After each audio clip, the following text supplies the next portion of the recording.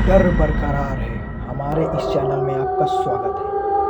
अगर आपको ऐसी ही डरावनी कहानी सुनना पसंद है तो हमारे इस चैनल को सब्सक्राइब करें और हमारे वीडियो को ज़्यादा से ज़्यादा शेयर करें और लाइक करें और कमेंट में बताइए कि हमारी वीडियो कैसी लगी।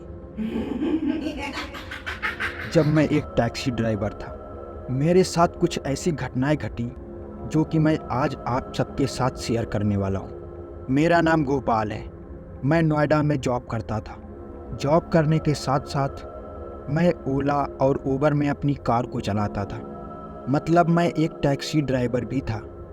टैक्सी में इसलिए चलाता था क्योंकि टैक्सी से ही मेरे पॉकेट का खर्चा और मेरे रहने और खाने का खर्चा भी निकल आता था, और मैं जो जॉब करता था उसका पैसा पूरा का पूरा बच जाता था। मेरे साथ एक दिन कुछ ऐसी घटना घटी जिससे कि मुझे उसी रात से टैक्सी को चलाना छोड़ना पड़ा। और अगर मैं रात में टैक्सी चलाने की सोच भी लेता हूँ तो मेरे तो रोंगटे खड़े हो जाते हैं। हर बार की तरह जॉब से छूटते ही मैं अपने फ़ोन में ओला और उबर ऐप दोनों ओपन कर लिया था।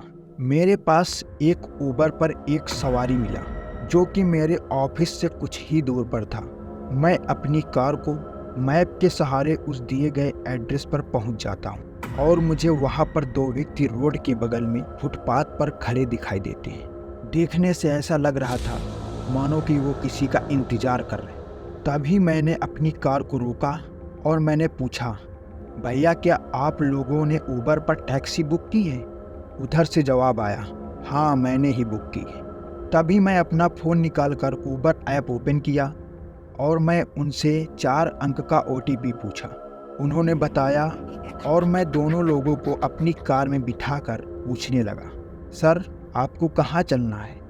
उन दोनों में से किसी एक ने कहा, मुझे तो इस दुनिया से ही जाना है, ले चलोगे? तभी मैंने आश्चर्य होकर कहा, क्या सर दुनिया से जाना है? फिर मैं अगले ही क्षण सोचा कि शायद मजाक कर रहे हैं। मैंने फिर से पूछा, सर आपको कहाँ जाना है बताइए? दूसरे व्यक्ति ने कहा, हम दोनों को सेक्टर 137 के पास ही उतरना है। मैं उस समय सेक्टर 51 में था, जहां से तकरीबन 10 किलोमीटर पर 137 सेक्टर था। रात के 9 बज गए थे।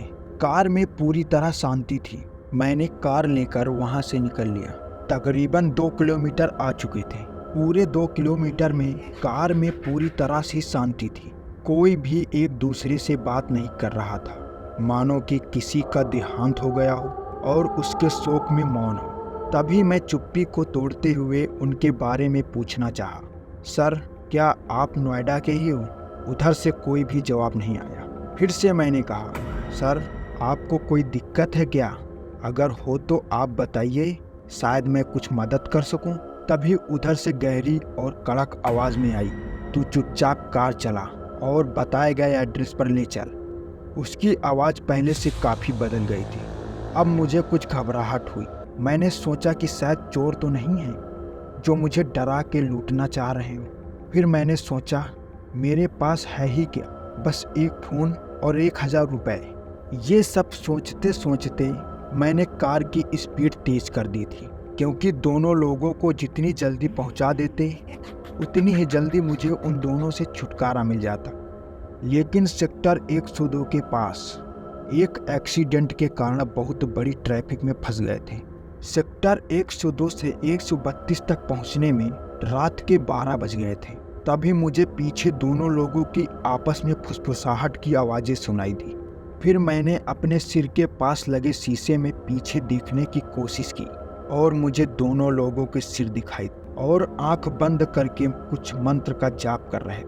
लगभग 5 मिनट बाद मुझे कुछ घुटन सी महसूस हुई। तब फिर से मैं अपने पीछे मुड़कर देखा तो मेरे होश ही उड़ गए।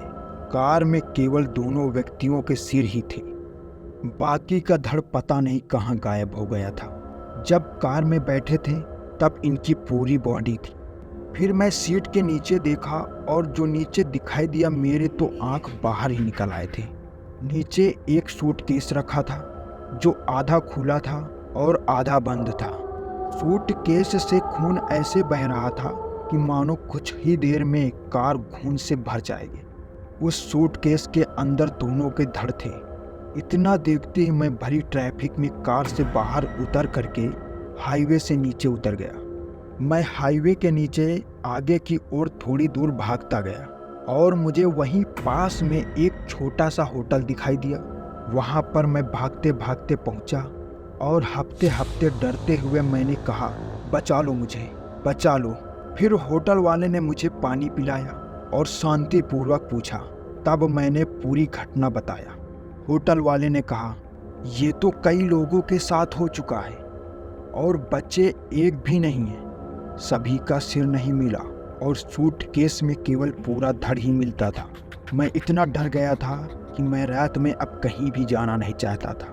तभी होटल के मालिक ने मुझसे कहा, आज रात यहीं बिता लो।